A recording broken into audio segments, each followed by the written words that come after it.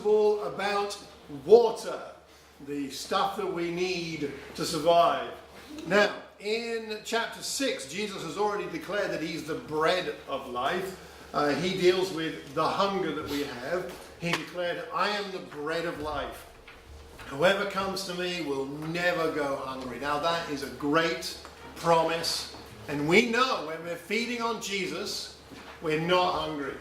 Other things that satisfied our hunger before we were Christians does not satisfy us any longer. We don't need that approval. We don't need that recognition. We don't need the promotion or the particularly big salary. We don't need that particular possession. When we're spiritually hungry and Jesus satisfies that hunger, then we get everything we need.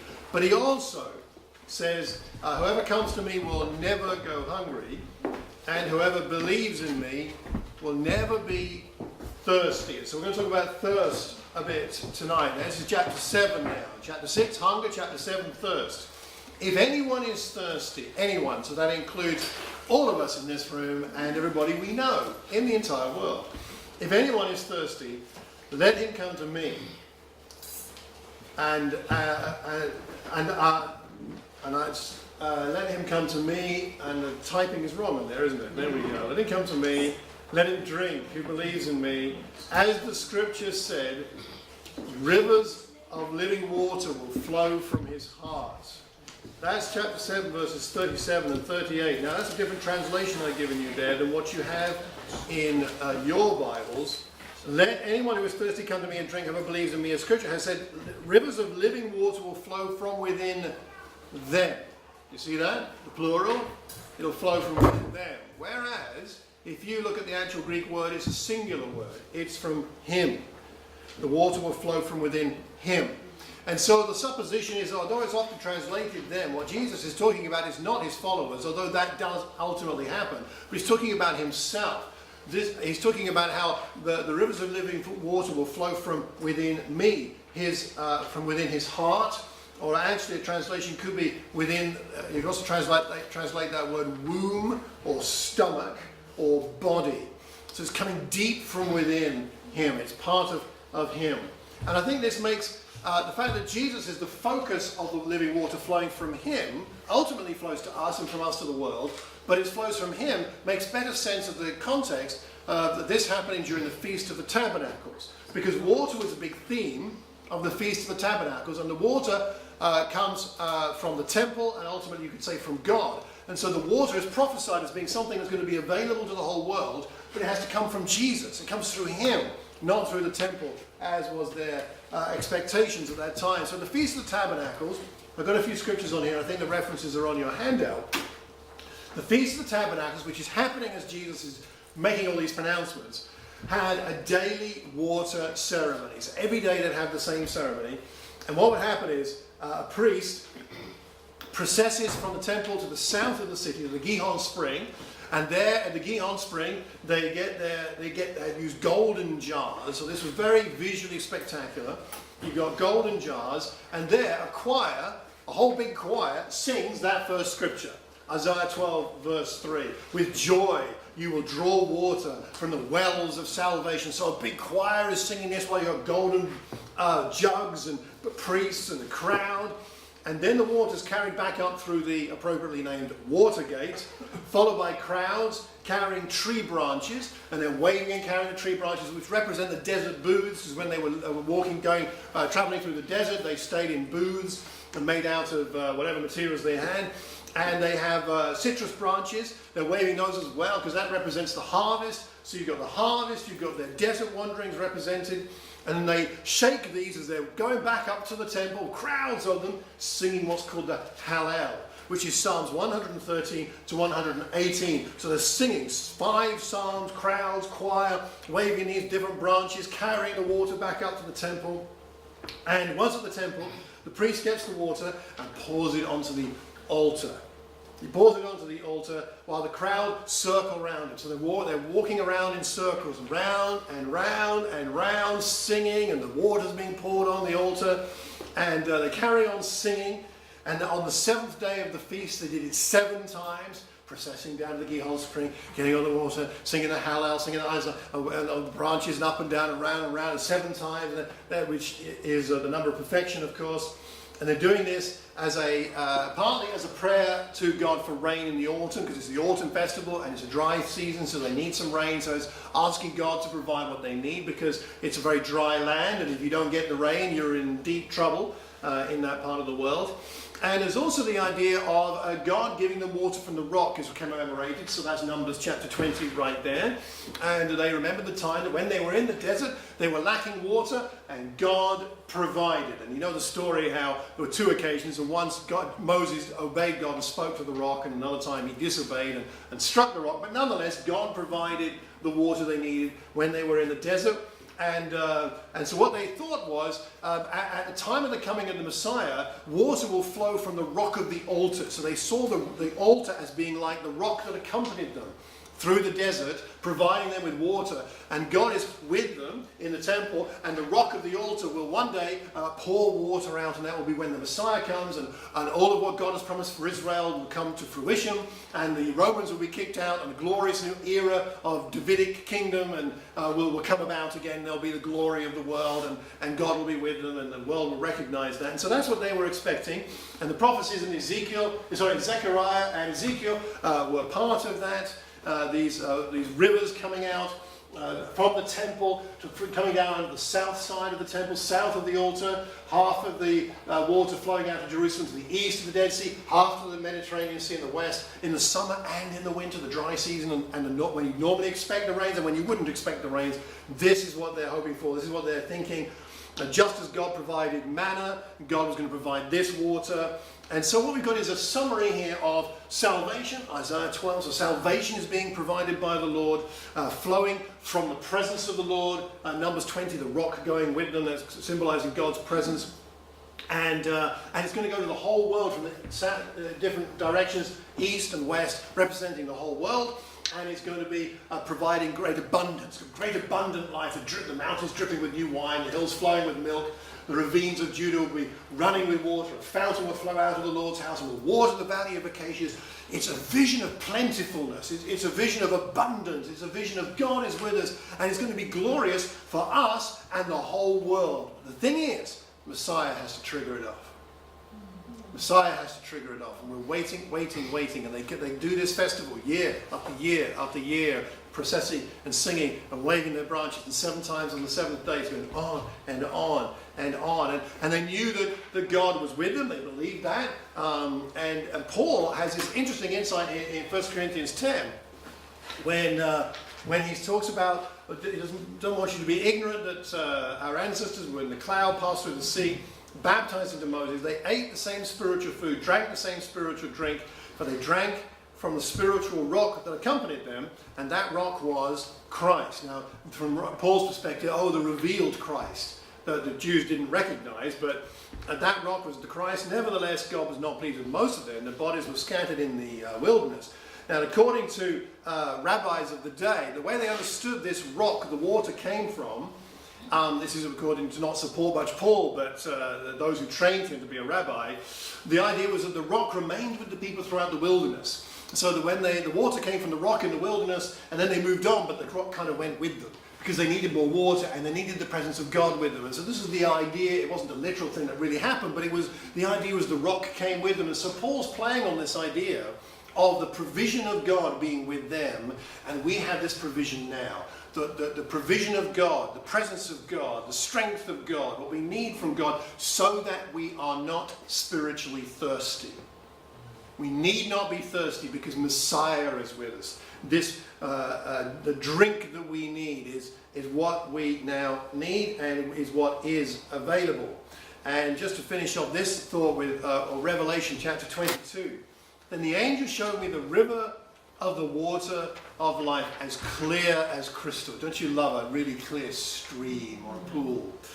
Flowing from the throne of God and of the Lamb down the middle of the great street of the city. On each side of the river stood the tree of life, bearing 12 crops of fruit, yielding its fruit every month. And the leaves of the tree are for the healing of the nations. This is expressing God's vision that he always had for his people, the Israelites, and now he has for us, that we are the people that bring healing to the nations. We would like our politicians to do a better job.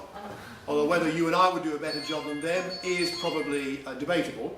But we would like that. We would like world organizations to do a better job to bring nations together to heal the nations. But we are kidding ourselves if we think that's going to happen in our lifetime by any secular person or agency. It is the church. It is the people with the Spirit of Christ who bring healing to the nations. It's you and I that bring healing to the nations. And the way that God is going to do that through you and through me may be different, but we are the people who bring hope. We are the people who reconcile, people who hate one another, to love one another. We are the people who help people to forgive. We are people who help people to deal with bitterness. We are people who heal those who are grieving and in pain, because we have the Spirit of Christ and we take them to Christ. It's not actually really so much in the sense that because we do the healing, it is the Christ. But this is the living water. It's not the living water we've been given by Christ and is promised. Is not just so that we have like a nice quiet time and feel better.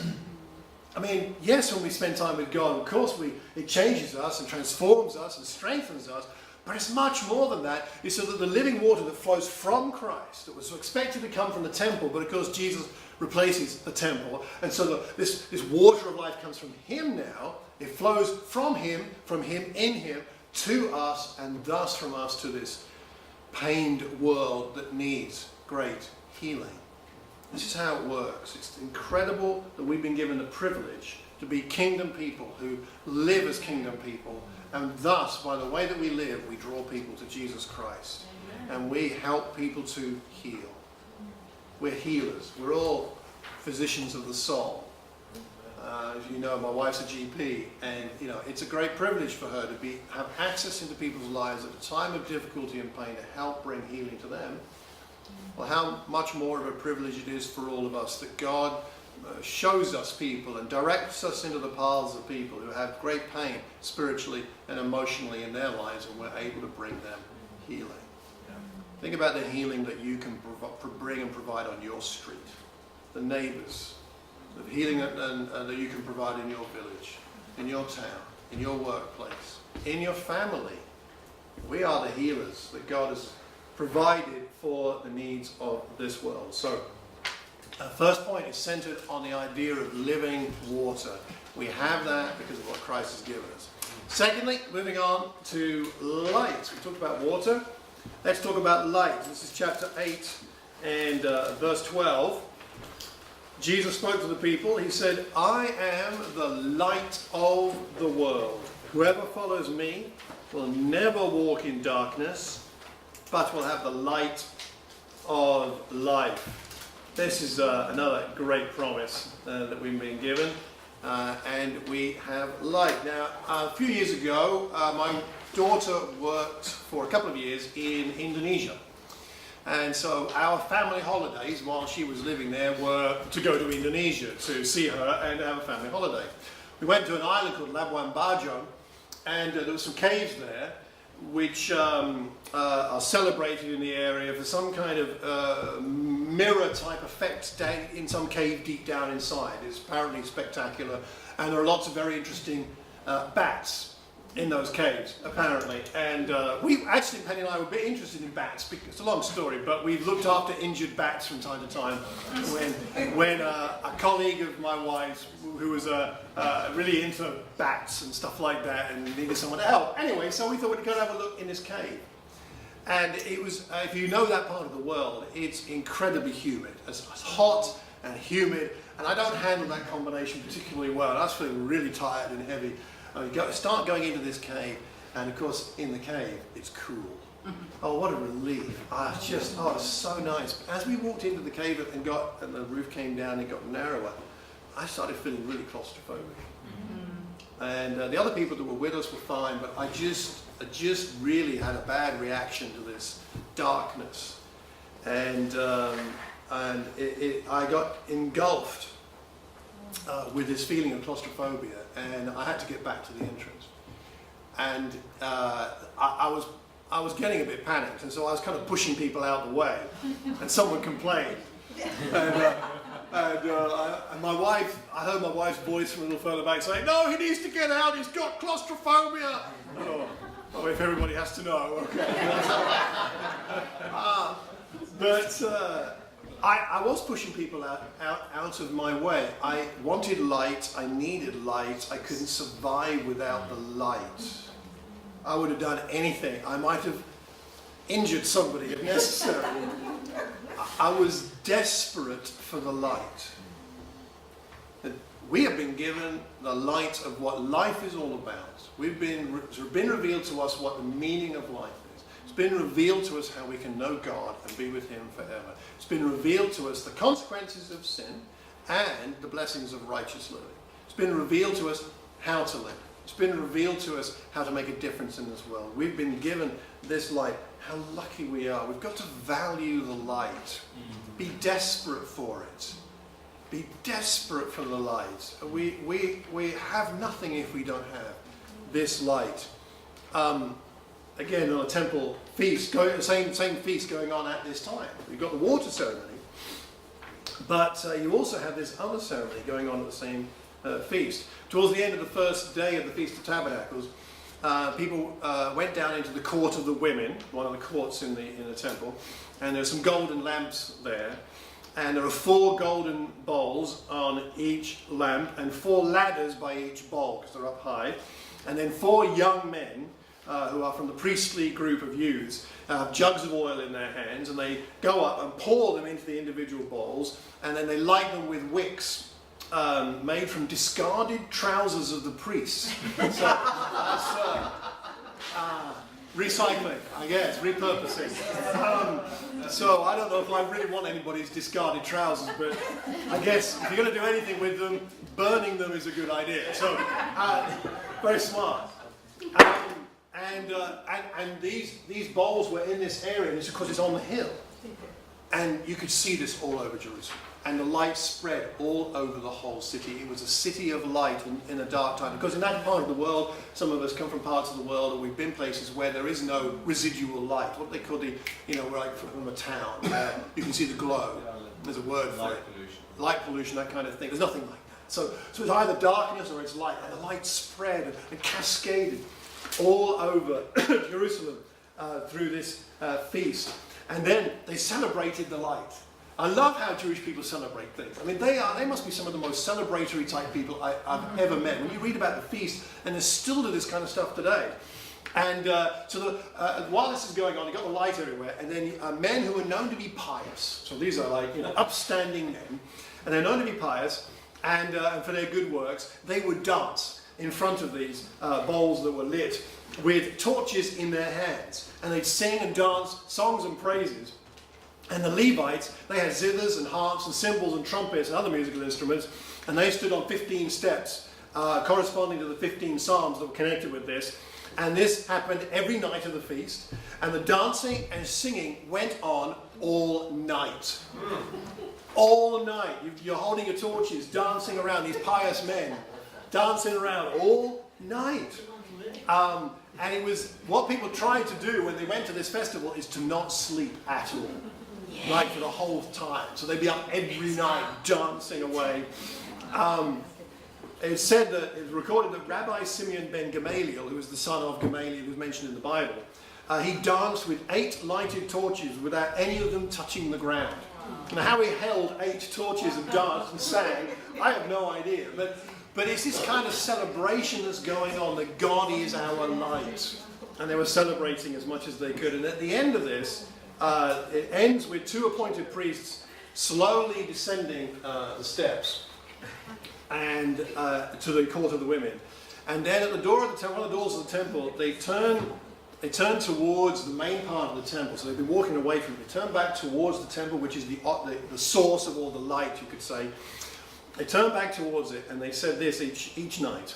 Our fathers who were in this place turned their backs to the temple of God, and their faces eastward, and threw themselves down eastward before the sun. But we direct our eyes to Yahweh. And they're reflecting there back on the times when the Jewish people followed pagan gods and worshipped the sun And they're saying, no, they turned that way, we turn this way, God. We turn back to the light. We turn back to this temple, the presence, your presence with us, the Shekinah glory. We turn back to that deliberately. This is our commitment. And when you and I got baptized, we came into the light. And we made that same kind of commitment. I walked this way, now I walk this way. I was walking in darkness, now I walk in wonderful, marvelous light, as it says in 1 Peter 2. This is what we celebrate, and it's something. This is why we sing when we come together. You know, one of the reasons we should have joyful singing when we come together is because we're celebrating the light that's been given us, and in some ways we're reminding ourselves of the glory and the wonder of it, that it is to have that light. More could be said, but I've given you some scriptures for your own personal Bible study on the topic of light. So we won't go through those now, but you can have hopefully a fruitful Bible discussion on the topic of light in the Bible from those verses. So we talked about water, we've talked about light. Let's talk briefly about expulsion. Now, I'm not going to ask for a show of hands as to how many of us were expelled from school at one point or another, but I'm sure there were a few troublemakers looking around. But in chapter 9 and verse 22, the story of the blind man, which we know, I'm sure, the man born blind, but who was healed. And verse 22, it says, his parents said this because they were afraid of the Jewish leaders who had decided already that anyone who acknowledged that Jesus was the Messiah would be put out of the synagogue. And the put out word there is the word that's on your handout. There, the Greek word aposonagogos, which means to be expelled, to be thrown out. To expelled, excluded, excommunicated, cut off from the rights and privileges of being a Jew, excluded from society. So expulsion from the synagogue wasn't just someone threw you out of the church. It was really you were outside of the borders of society. You'd find it impossible to get married, to run a business, to own a home. I mean, you were out there. You were dependent upon charity of various people. 4 times in the Gospel of John we see this idea. It's not always the same word, but it's the same idea about being thrown out, being put out of the synagogue. They've thrown him out. They put him out of the synagogue, and Jesus prophesied that they will put you out of the synagogue, which indeed, of course, when you read the book of Acts, did happen.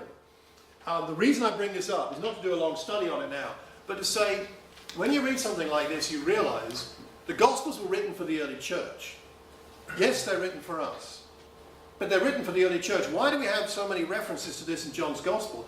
Think about when John's Gospel was written towards the end of the 1st century. It was after the destruction of Jerusalem and the destruction of the temple, and Judaism had effectively a clean break from Christianity.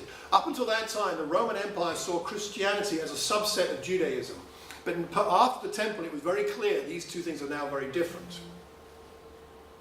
And so a lot of Christian, Jewish background type people wanted to hold on to the synagogue because the temple's gone and their whole system was gone. And so they were tempted to come, and they wanted to be in both worlds. And they had to understand that you were going to, if you really followed the Messiah, you were not going to be part of the old order of things. That's the way it was going to be. And the fact that it happened in the New Testament, in the Gospels there, that Jesus talked about this was going to happen, would have encouraged the church to say, this is not something, oh dear, what have we done wrong? It's, although this was going to happen. And it was a way that they were warned and encouraged by the reality of what was going to happen. The reason I bring this up is about not so much about that issue, but to help us when we read the scriptures, sometimes you get mystified as to why something's there. What you might want to ask yourself is quite a profound but simple question, which is, what might this have meant for the early church? If something's in the Bible and you think, I don't understand why it's there, and why is it emphasized so much? This isn't particularly relevant to me right now, at least not directly. Why is it there? Ask yourself, in what way might it have helped early Christians? And that gives you another level of insight into what's going on, why it's written, and then you may find the application for yourself there. But a better question to ask, rather than what does it mean for me, is first of all to ask, why was it written for them? Then you may get a better picture of what it means for you and I today.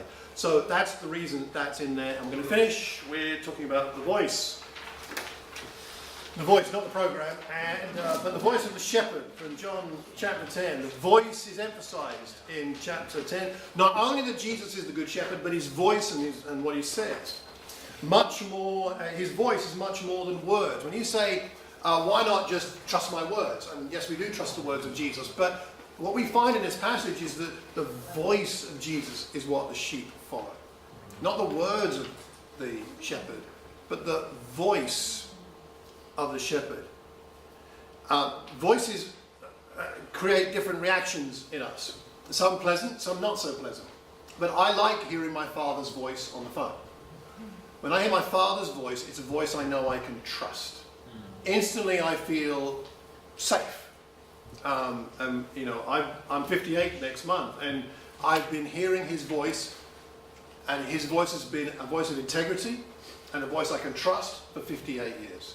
Wow. And he's got 83 years of life behind him that makes a big difference to my life. It's not just his words I trust. You see what I'm saying? When I hear his voice, I think something good's coming. Something useful is coming. I can tap into that. All right. This is a group of children being taken to see some sheep. One more time. They're being given the right words to say to the sheep by the shepherd to draw them in.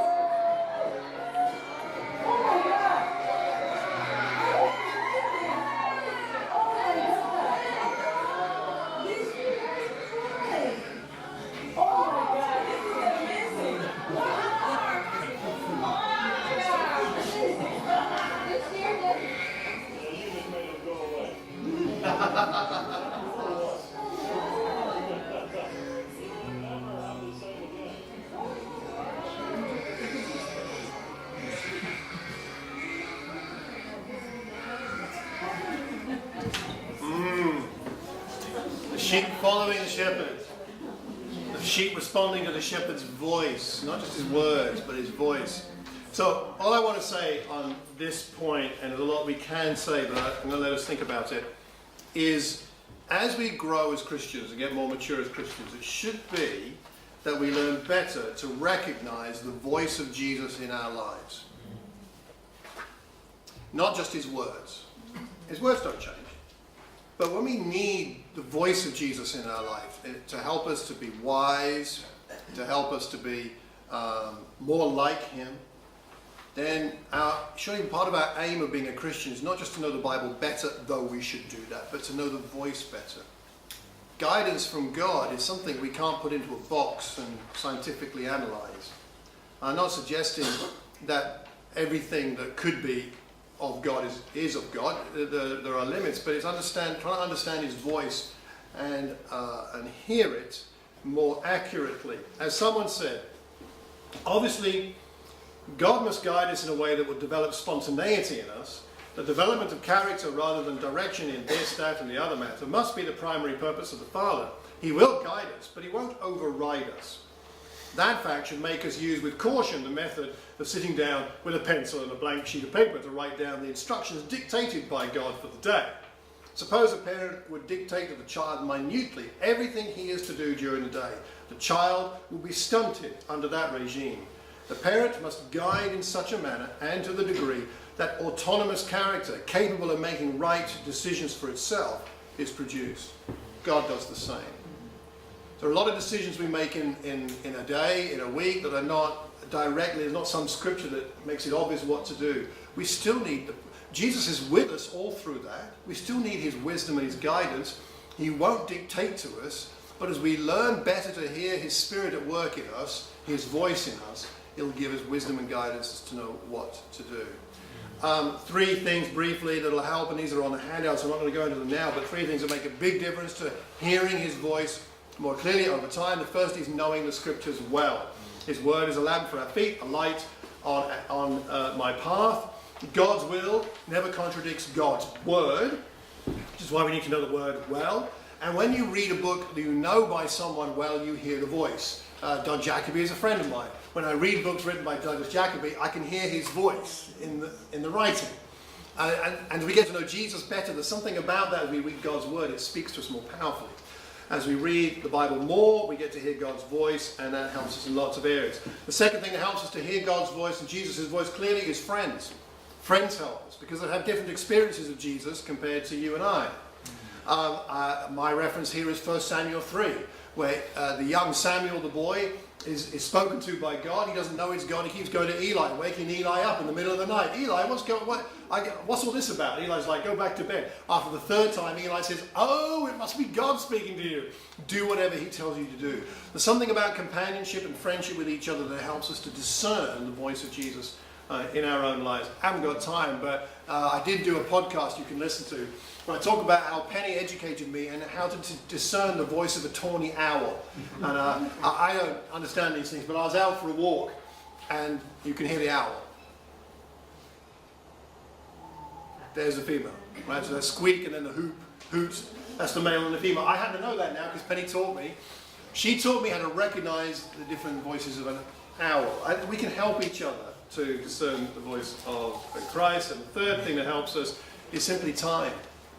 You need to be patient. Sometimes God doesn't answer us and speak to us in the time that we would like him to. In fact, frequently he does not. Patience is needed, particularly when we're unsure if we're being given guidance by God. Let God do things in his own time. Circumstances will confirm over time whether a decision is a good one or not. It's a bit like coming out of the countryside on a train and you're in the darkness, and as you approach the city, you get a few more lights and a few more lights and a few more lights, and you know you're on your way into the city. I think it's a bit like that. Circumstances help sometimes to shape, to give us clarity about the will of God as time goes by.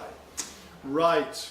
All right. A good book on this topic is Hearing God by Dallas Willard, if you want to pursue that further. His writings are very good. So, what stuck with you tonight? Discussion about the water, the living water that refreshes us and means we're not thirsty. Walking in the light and celebrating the light. Understanding that there's other ways to read the Bible that will help us to understand what's going on, or is it the issue of hearing the voice of God and of Jesus? I hope one of those things is useful. Between now and Sunday, have a look at chapters 11 and 12. That's where the preaching is coming from on Sunday. Don't forget to discuss what you're learning with your friends and with one another, and ask God to reveal what he most wants you to learn as we go through this teaching series. Hope that's helpful. Thank you very much, everybody. We got through a lot tonight.